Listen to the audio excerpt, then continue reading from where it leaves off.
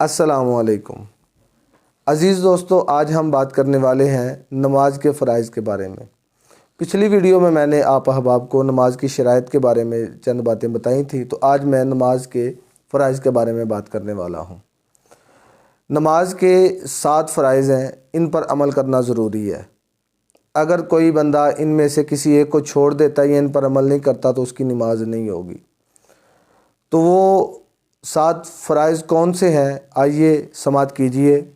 سب سے پہلے نمبر پر ہے تکبیر تحریمہ، دوسرے نمبر پر ہے قیام، تیسرے نمبر پر ہے قرات، چوتھے نمبر پر ہے رکوع، پانچویں نمبر پر ہے سجود، اور چھٹے نمبر پر ہے قضا اخیرہ، اور 7ویں نمبر پر ہے خروجی بسنعہ۔ ان 7 پر عمل کرتے ہوئے ہماری نماز ٹھیک رہے گی۔ تو آئیے اب ان کی تھوڑی سی وضاحت کرتا ہوں۔ تکبیر تحریمہ کیا ہے؟ حقیقت میں تکبیر تحریمہ تکبیر اولیٰ کو کہتے ہیں، جس سے ہماری نماز شروع ہوتی ہے۔ یہ نماز کی شرائط میں بھی ہے اور فرائض میں بھی ہے، اس پر عمل کرنا ضروری ہے۔ اگر کوئی شخص تکبیر اولیٰ کو نہیں کرتا، عمل نہیں کرتا، تو اس کی نماز نہیں ہوگی۔ دوسرے نمبر پر ہے قیام۔ قیام نماز میں کھڑے ہونے کو کہتے ہیں، اور اس کی کمی اتنی ہوتی ہے کہ اگر کوئی شخص قیام کے دوران اپنے ہاتھ نیچے کی طرف لٹکائے تو اس کے ہاتھ اس کے گھٹنوں تک نہ آئیں، اور بالکل سیدھا کھڑا ہونا، یہ پورا قیام ہے۔ دوسرے اور تیسرے نمبر پر ہے قرات۔ قرات قرآن کریم کو اس ترتیب کے ساتھ پڑھنا کہ جو ہم نے پہلی رکعت میں تلاوت کیا ہے وہ دوسری رکعت میں اس کے بعد والا حصہ ہو، اور قرات کی مقدار ہے 3 چھوٹی آیات یا ایک بڑی آیت جو 3 چھوٹی آیات کے برابر ہوں، اس کی تلاوت کرنے سے ہمارا یہ قرات والا فرض بھی پورا ہو جاتا ہے۔ اس کے بعد آ جاتا ہے جی رکوع۔ تو رکوع کیا ہے؟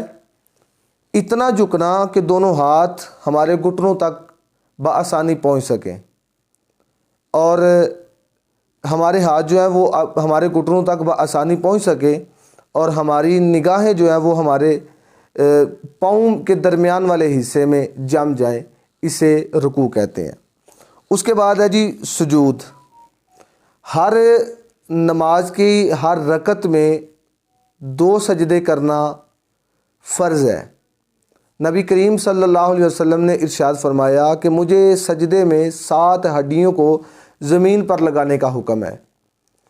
اور وہ 7 ہڈیاں کون سی ہیں؟ سب سے پہلے پیشانی ہماری، دوسرے نمبر پر ہمارے دونوں ہاتھ، تیسرے نمبر پر ہمارے دونوں گھٹنے، اور چوتھے نمبر پر جو ہے ہمارے دونوں پاؤں۔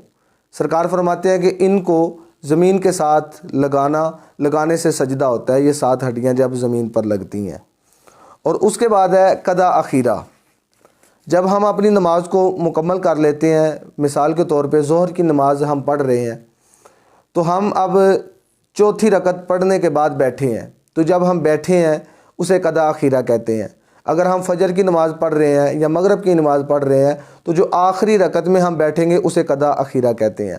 اور قضا اخیرہ میں اتنی مقدار میں بیٹھنا کہ التحیات سے شروع ہو کر عبدہ و رسول تک، مطلب اتنا پڑھ سکے، اتنی مقدار ہے بیٹھنے کی۔ اور اس کے بعد جو درود پاک پڑھنا یا دعا پڑھنا، وہ بھی ہم انشاءاللہ آگے جا کے تفصیل کے ساتھ ڈسکس کریں گے کہ وہ کیا ہے، سنت ہے، واجب ہے، کیا ہے، اس کے بارے میں ہم بعد میں بات کریں گے۔ تو اس کے بعد آ جاتا ہے جی قضا اخیرہ کے بعد ہے خروجی بسنعہ، یعنی کہ نماز سے نکلنے کے بارے میں۔ اگر کوئی شخص سلام یا بات چیت وغیرہ کوئی ایسا فعل ارادتاً کرتا ہے جس کا اس نے سلام نہیں ابھی پھیرا اور وہ کسی کے ساتھ بات کرتا ہے، تو اس صورت میں اس کی نماز نہیں ہوگی، نماز فاسد ہو جائے گی۔ تو نماز سے نکلنے کے لیے خروجی بسنعہ ہی پر عمل کرنا پڑے گا، اور سلام پھیرنے کے بعد جو ہے وہ نماز سے بندہ باہر نکل جائے گا۔ تو یہ تھے نماز کے فرائض۔